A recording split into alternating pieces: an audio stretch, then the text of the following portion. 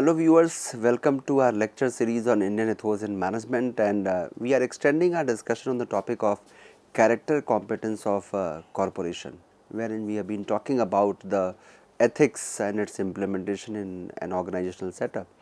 And as I told you about the different ways of dealing with a situation of ethical dilemmas, now it's time for us to talk about the ethical imperatives, where we are going to understand the application of it for individuals, organizations and markets.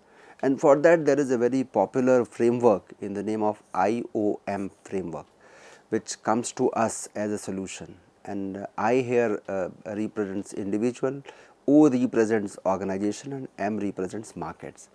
So, in this background of the literature which we have discussed so far, and approaches to ethics and the methodologies of resolving ethical dilemmas, this IOM framework is proposed for business ethics, and this framework has three components, as I told you, for individual ethical function, for organizational ethics and the market ethics, and it is going to define the broad contours of the ethical imperatives for the corporates, because it should not only be at the level of corporate or the market, but also at individual level. People who are working in the organization at that level, if it is not implemented, then of course everything else is going to be a futile exercise. So, we have to understand that ethical imperatives should be looked from different perspectives, from at different levels we have to implement it. So, at individual level the way we have to implement, that is called as individual's ethical function, second is organizational ethics and third one is market ethics. And when we talk about the individual ethical function, it can be expressed in the form of an equation. You can find an equation and you can say that I is basically a function of C1, C2 and C3. So, there are three components of the implementation of ethical function at individual level, wherein we talk about C1. C1 represents character of a person, and C2 represents the conduct of a person, and C3 represents commitment to values. So, my character as an individual, my conduct at my workplace and the commitment to the values which my organization has decided for its own achievement of goals, all three, they are going to define my ethical function as an individual in a corporate setup. So, my I is at individual level. If you ask me about ethical function, it is function of C1, C2 and C3, that is character, conduct and commitment to values. And remember, if we are having an additive approach into it, that C1 plus C2 plus C3, and if we add all three, character, conduct and commitment to values, we find a rise in corporate ethical consciousness. We will find more and more people being conscious about the ethical values at the level of corporate, because it is the individual who is going to create an organization. So, their character, their conduct and their commitment to values is very significant for us if we are talking about individuals' ethical function in a business setup. And in interpersonal interactions, suppose if employee of one department is interacting with another one, the ethical functions of two individuals, they intersect, leading to either energy, which is called synergy, or negative energy between individuals. So, when they are interacting with each other, the ethical functions of two different individuals, they intersect, and that leads to, depends upon their character, their commitment and their conduct, it will either lead to synergy or it will lead to negergy, which is called as negative energy between the individuals. So, we have to understand that it has an impact on the organization as well as society. No matter how great your principles are, how great your values which you have decided for your organization are, but if at individual level you are creating negative energy, there are two individuals, they are intersecting in a way which is leading to a negative energy, then of course all those visions, missions, targets and goals, they are going to be a statement only, they are going to be a written statement only. In practical life it cannot be implemented. Now moving to the second level, that is called in IOM, the second one is organizational ethics, what you call as corporate ethics. It can be viewed in terms of an integral function of individual ethical function of N decision makers. Here N stands for number of decision makers in your organization. How many people are there who who are responsible for making decision for my organization? So here the CE is function of individual decision makers. So the ethical function of key decision makers, it influence the collective ethical function, the organizational ethical function.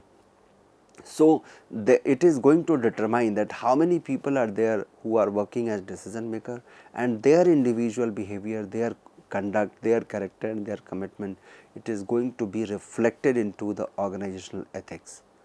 And the last one is market ethics.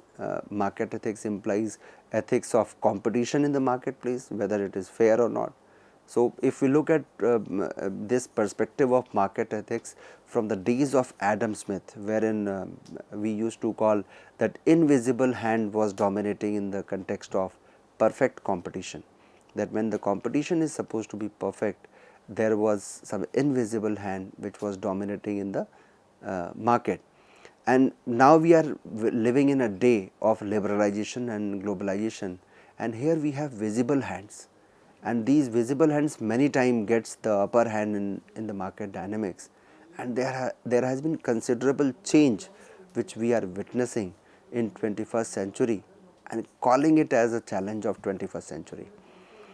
So things are changing, they have changed rapidly. So from the days of invisible hands to the visible hands, we have to understand what has changed.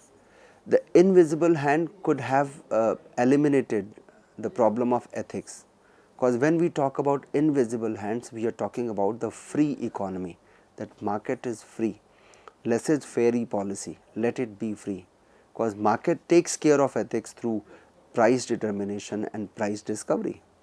So if you leave everything to the market dynamics, demand and supply, then there are various things which take care of themselves, because there is invisible hand which is working behind that, there is no manipulation. So if we believe Friedman, the sole responsibility of business was to make profit only. According to Friedman, the sole responsibility of business is to maximize its profit, and it can best achieve through free markets only, wherein your products are finding the price based on its demand and supply. But here a broader view is emerging as of now. The broader view is now gaining momentum, it is gaining ground, because for instance firms have other social responsibilities in addition to profit maximization. Now a firm cannot say that my motive is only to make profit, they have other things also to do. Further, the free markets exist only in textbooks. There is nothing like free market, there is nothing like perfect competition, competition being perfect. And in today's market reality, in today's market, reality shows the manipulations by the visible hands in various forms. We are finding that those visible hands, they are, once they become very strong, they try to take the entire system for their own benefit. They are taking the entire system for a ride. So monopolistic tendencies of the corporations is one of the example. Insider trading is another example. The kind of shenanigans and frauds we are witnessing in the market, they are nothing but the impact of visible hand being very dominating, and unethical advertising we all know. So these tendencies they point to the failure of the ethical basis of the markets, because our basis of the market is ethics, and once it is missing, these are the symptoms of the failure of the market ethics. So it is indeed interesting that many new phrases have found entry in the market lingo. If we look at the words which are very much popular, which are very much in today's corporate world, we find the word called level playing field. We talk about terms of competition, we talk about corporate governance, we talk about financial frauds. So these words, they have acquired common usage, because it has become the part of market lingo.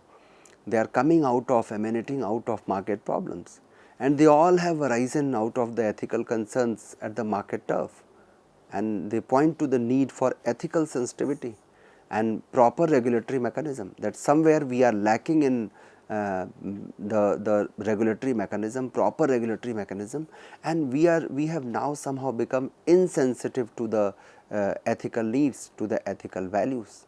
So, we have to, time has come for us to travel from, to sail from greedonomics to ethical economics.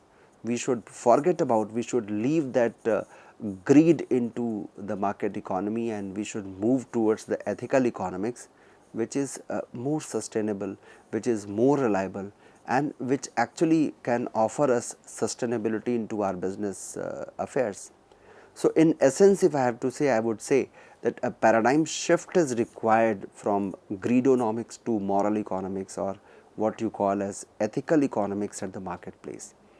And here the solution for that is the IOM framework, which is there to offer a holistic view of business ethics, and the discussion about individual ethical function, organizational ethical function, and market ethics, it can be integrated through the IOM framework of business ethics. We can integrate them, and it indicates that there is an interactive relationship between the three, that is whether it is I or it is O or it is M, there is an interactive relationship among them.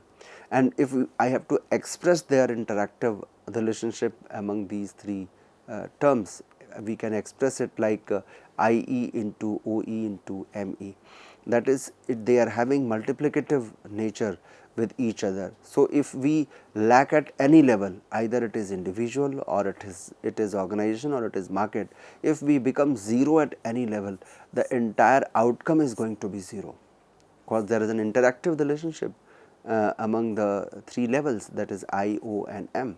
So, we have to be very vigilant at every level if we really wish to look at the holistic view of business ethics. It is outcome of individual ethics multiplied by organizational ethics and again multiplied by market ethics.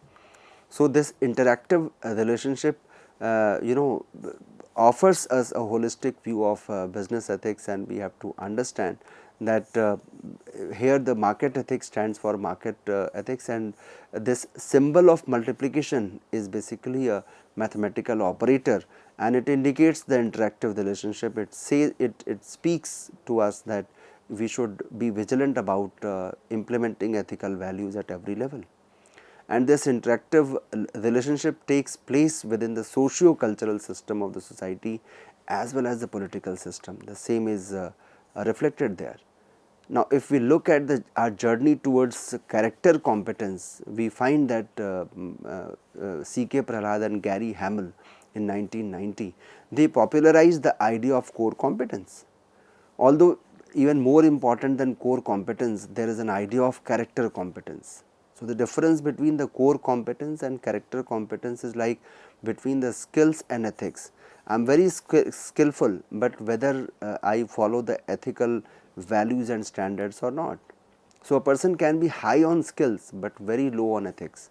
There are different authors who have contributed to this dimension, skills strong and values weak.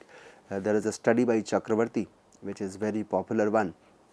And when a similar notion is extended to organizations, we can classify organization in terms of 2 by 2 matrix with the high-low combination on core competence and character competence.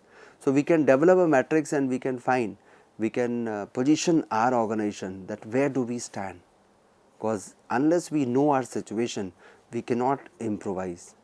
Because we all know there is a long saying proverb on this, that everyone rises to the level of his or her own incompetence.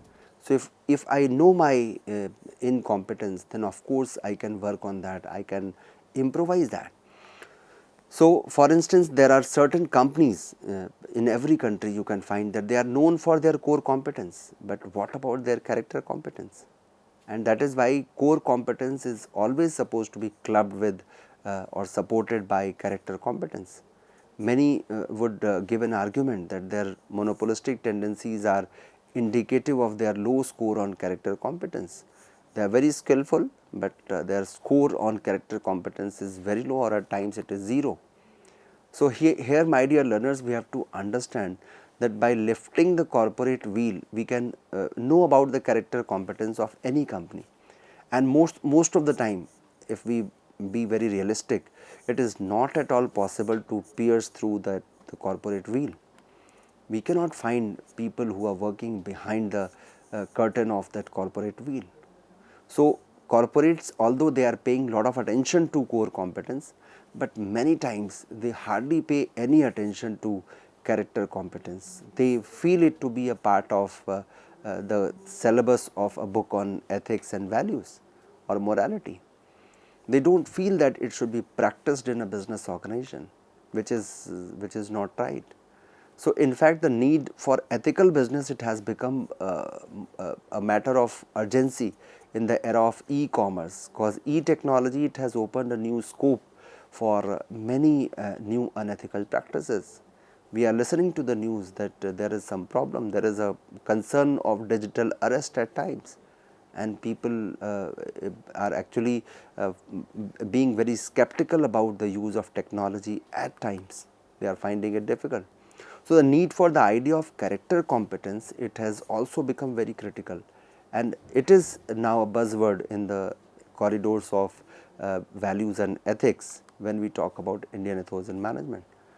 There is a study by Sierosky in 1999. It talks about a similar notion in the form of corporate character. Although the idea of character competence, it offers the concept of corporate ethics and corporate character into focus, into limelight, and it could also, it can be considered a foundational concept for better corporate governance. So, for improving the character competence of the corporation, we need to go back to basics. We need to get back to basics. So, the question comes, how to go back to the basics? What is the way out? So, there are certain ideas which come to us. The first one is your intention and action, or what is your ethical intent, whether you are really willing to go back to basics, whether you are really willing to improve your character competence, or you are simply speaking it for the sake of speaking. So, your ethical intent is very much important if you really wish to go back to basics. And the essence of your ethical test lies in intentionality in action, that how much the kind of intention you have and whether you are walking on those intentions or not. So, intentionality in action could be classified in terms of three categories, whether it is good, bad or malicious, or it is ugly.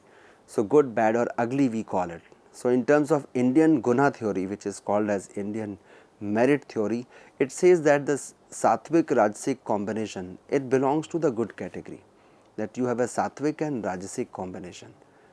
Tamasic with the rajasic combination, it belongs to the bad category, because you are having tamas along with rajasic you have.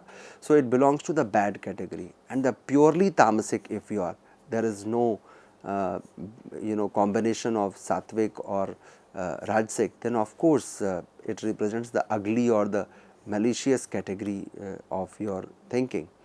So, we have to understand, my dear learners, that the Indian Guna theory, it has lot many things to offer. It can be viewed from different perspectives, but one point is very significant here, that we can find the intentionality in action by classifying them into these three segments: good, bad or malicious.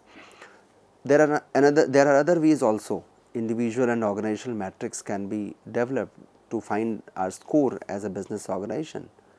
Towards ethical professionalism, to what extent we are being professional about the ethical values of the organization, how professional we are in terms of implementing the ethical values into our business organization, whether we are talking about the new managerial grid, where our leadership is very much sensitive about the ethical values or not.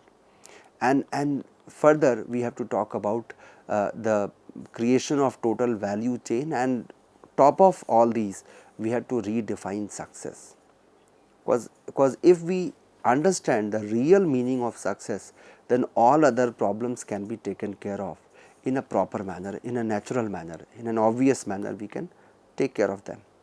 So, need to redefine success in general, what happens? The idea of success is basically linked with the profit making. Success has been narrowly defined in terms of financial parameters. Even at the individual level, if you ask a person that what according to you is the best parameter of a successful person, majority of the people, they would link it to your financial independence, your financial earnings, and that is a narrowly defined narrow way of defining success. And numbers that are many times devoid of ethical content, that is devoid of ethical content, which is bad. So the bottom line is emphasized rather than the ethical bottom line. So we have to understand that what is the ethical bottom line. We should not look at the bottom line, we should look at the ethical bottom line. So the if we find if we try to find answer to this question from the Indian scriptures, again the Shubh Labh theory or ethically earned profit, it should be the new parameter for defining business success of a business person, success of an individual, that whatever profits I am making, whatever earnings I am making, that is via ethical ways and means. So the extent to which these corporates fulfill their social responsibility, it should also be part of the definition of their success. And now we are finding it even globally, people have started looking at the social contribution of a corporate entity, that what this company is doing other than making profit. So the idea of character competence suggests that the notion of success should be redefined, and that is what we are talking about. And this ethics in business, managerial ethics, ethics and management, these have become part of the management thought and management theory nowadays. So we have to understand, my dear learners, that further development in this field of ethics, it requires translating or transforming the theoretical frameworks into operational tools. We have n number of good theories, we have n number of frameworks, but do we have operational tools and concepts which our managers can use in their day to day context? Of course, that is a point where somehow the existing literature is missing. So existing literature is somehow not able to offer that those operational tools, and now the time has come for us to find the operational tools which can transform those theoretical frameworks into the tools which can be implemented. So the need for ethics based management models is something which is needed badly, and it is actually needed by all the corporate entities regardless of their type of business model, their business formats. So the ethics based management models, it can be broadly classified in three categories here.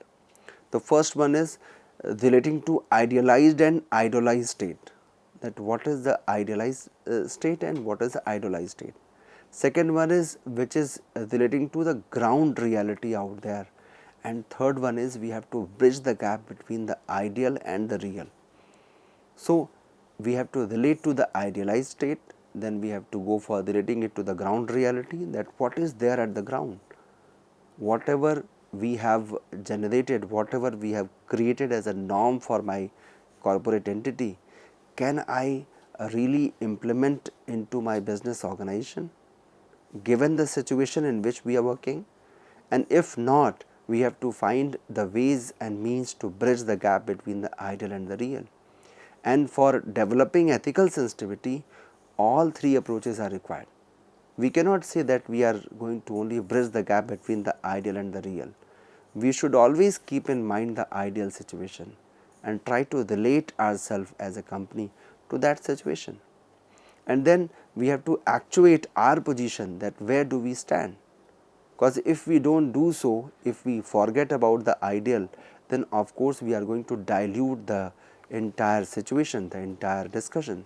So my dear learners, we have to understand that discourse and discussion on ethics in business, it should continue through dialectics, dialogue and commentary, taking into consideration the different paradigms in the form of, as I told you, deontological, teleological, praxis, practical spirituality, and the virtuosity, the virtue theory approaches which I presented before you in due course of my discussion on the topic.